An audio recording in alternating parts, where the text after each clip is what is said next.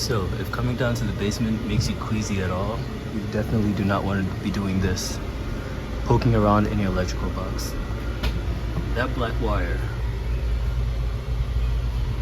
runs an electric vehicle charger circuit. There are 240 volts running through that thing, and it comes down to one of these guys here. It comes down to these two chain switches right there. One thing to be cautious about, that switch turns off the power to the house, but that gray guy over there, that's like your never-ending power supply. That does not turn off unless your power company has turned your power off to your home. So whenever you're messing around in the basement, be careful. Don't mess around with that box at all if you don't have to. If you don't know what you're doing, don't mess with it. If you don't have the right tools, don't mess with it. Hey guys, so today we're in a basement and we're going to be talking about wiring your garage for, getting it ready for an electric vehicle charging installation. You can do it two ways. One, you can get a NEMA 1450 switch, which essentially is the same switch that runs your washing machine and dryer upstairs in the basement, wherever it's situated. Go take a look at that, get familiar with it. That's one option. Two, you can get one of the fancy charging units that Tesla sells or one of the other guys sells, and you can hook that up in your garage or wherever you park your car. Personally, I'd rather put the money into the wiring because you need a specific kind of wire. You can't just take one of these guys here.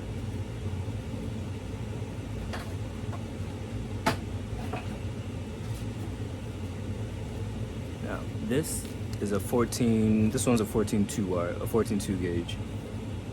You can't just take this and run your electrical to that charging unit because you will melt this wire badly and you might cause a fire. So follow the recommendations of the car manufacturer because they know best. They know their hardware. They know what wire is potentially enough to carry that load. Talking about the load, you're not going to be running your normal 120 volt. You won't be doing that because if you do that, it's like plugging your Tesla into one of the household sockets to charge. That thing's going to take 24 hours from probably a half charge, fully charged. You probably don't have that much time to sit around and wait for it. You're trying to charge it up decently fast, get on with your day, get to work, get back, go on a joyride, do whatever. You're trying to get that done in a hurry. So the typical wire that you're going to use for an electric vehicle charging unit like that might be a 6.3 or above. The thicker the wire, the more load, the more voltage it can carry, and the more voltage it can carry, let's call it safely, because you do want to make sure you're following code. If you don't follow code and you have an electrician come check it out, they're going to fill you. Two, if something happens in your home while you do that yourself and it's definitely not up to code, if you have home insurance, which I hope you do, your folks are going to go running for the hills, as a good friend of mine said. They're not going to want anything to do with you because, first of all, you didn't follow instructions that came from the manufacturer of that vehicle, and two, you probably broke a couple dozen codes just trying to get that installed, which you probably didn't do it properly. Anyway, all that stuff is aside. All right, now coming back to our installation. So you ran your wire successfully from your breaker panel to your garage. What does that look like? Essentially, it should look like one 6.3 cable, because at some point it stops being a wire. Wires are thin, in my opinion. You have that running safely stapled at the various lengths, maybe every 12 inches, all the way around your joist or all the way around whatever maneuverings you need to do in order to get to the garage safely, and it's hooked up properly. So let's take a look. All right, so up there, see that there's two over here, over in this home in this case. Each one of them potentially could carry 240 volts when that circuit is closed and switched on in that panel over there. So let's go see what that looks like. I'd have to take it off in order to show you the innards of this guy, but a 240 volt circuit looks like one of these two. See, it's chained right there. Let's call it chained. See, it's chained, and see, that's for the dryer. The dryers definitely need that load. The oven needs that load as well. So if it's done properly, it should have two of these guys, and this one right here, it's turned off because it's not being used, which is a good thing to do. I'll come back later and take this panel off and show you what it looks like behind there. But right now, when we're looking at this wire, again, you could probably tell that there's staples in here, probably at every foot. Now it looks like one of them popped off over here, because when that wire was going in, that wire was not room temperature. You want your wires to be room temperature, or else you're gonna have a really interesting time bending that stuff to do what you want to do, because it comes in a coil, much like this. Straightening this out when it's probably 3 or 4 times thicker is hard. The Incredible Hulk, he's on vacation. He's not gonna come help you. So be wise. Try to make the wire warm. Leave it out in the sun. Get it up to room temperature somehow. Leave it by your fireplace or something. Just, work with it that way. Now next, we're up in the garage. I need to go show you what they did here. We're up in the garage, and in this case, the wiring was fairly easy. So the wiring that was done here ran along the joists. So it was just a matter of stapling along the joists into the cavity up there. So that bends upwards and goes into the garage, which is a fairly easy installation. Others, they go across the joists, and you have to poke holes. You have to drill holes in every single joist, like the I-beam. Well, not an I-beam as such, but every single beam. Makes things a little dirtier, makes things a little more interesting, especially when it comes to pulling all that wire through. Definitely interesting. Definitely a workout. Next, in the garage, you need to have an idea of where your plugs are going to be. Plan this out. You have the wires running to the circuit panel over that side. Your garage, in this case, is over there. So plan it out. Measure how many feet you're gonna need, how many feet of wire you're gonna need, because that wire is sold by the foot. It can get quite expensive, so you need to plan ahead. The circuits, in this case, that were used, those are Home Depot or Lowe's or any other hardware store. Those were, I think they were on the fairly cheaper side, but sockets, they're fairly cheap. It's a wiring that carries a power that is a little more expensive, and rightfully so. It's copper, but I won't get into that. So the wire was run here up into the garage at a fairly strategic point. So it's in the middle, like it's a two-car garage, so it's fairly in the middle. You can back 2 cars up, and it's sort of smack dab in the middle. But in this case, you have one. Anyway, the logistics of that doesn't really matter. An army's forming upstairs, and it's getting quite noisy, so I'm gonna have to wrap this up soon.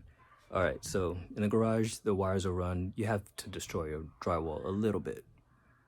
Again, be strategic about it, or else you're gonna have more damage, more stuff that you need to repair in order to get all this, the way you want it.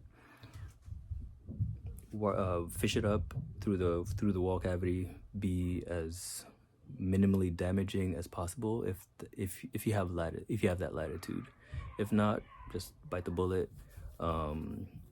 Get the access that you need to get and get it done. But yeah, it can get hard, especially when it comes to drywall repair. If you're not an expert, YouTube is there. Contact me if you need to. I can give you some pointers, or I can just point you to some resources. That's perfectly fine. It's usually best to get all the circuitry and stuff that you want to do inside the wall done, and then you can go back and do all your patchwork. Once your patchwork is done, and you decide to paint, of course, you can go ahead and paint. Do this in my opinion, you should do this when your garage is not finished or not painted. So once you do all the destroying, all the drywall repair, you put all the garnishing on top of it. You know, your not patching. You do all your mud work. Go over it, make sure everything is smooth, sand, whatever you need to do. Clean up as you go, and then you put on your fixtures. Test it with one of these testers over here. I think it should be available here. Well, I can't find it. You know what an electric tester looks like. Just get one of those, test it over at your panel, test it in your garage, make sure the power, everything's working the way it's supposed to, and then you can close all that up, do your finishing, painting, and all that.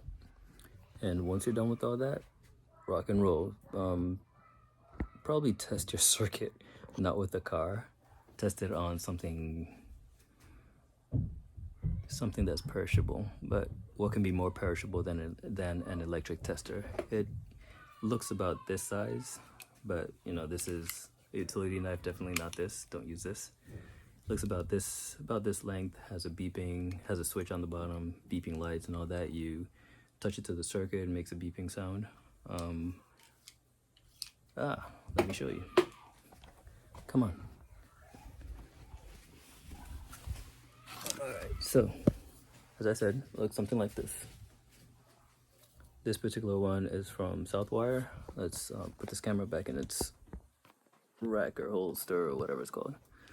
Looks something like this. Hopefully it can focus. It won't focus. There you go. Looks something like that. On the bottom here is actually a flashlight. The switch that I was talking about right there. The green light tells you there's no power. What's around here that we can test this thing with? The green light tells you there's no power. If it's flashing red and beeping, you're live, so be careful. All right, let's get up here and I can show you. So these wires are for Ethernet. So it's a negligible level of power, but looking at these guys, that means this guy is live. Don't come at it with a screwdriver. Do not come at it with a pair of pliers. Turn off your power before you try to even sneeze at it. Or breathe on it, whichever. Because I'm sure you're going to be installing this and your family wants to keep you safe as possible. So put what needs to be put in place so you can ensure they don't worry about you and you're not going to be worrying about yourself as well. And the next time you visit a basement, you won't get queasy, because this stuff, after you're electrocuted, hopefully you survive. After you're electrocuted, you're gonna be a basement phobic person, to say the least. All right, go have fun building. Be safe. If you're a contractor, definitely you know what to do. If you're a homeowner, get some help. Do the research, or just be brave and wear your safety helmet or wear your thinking cap. Just make sure you're safe. All right, I'll see you later, guys. And I'm Cliff from Oman Nap. All right, catch you later.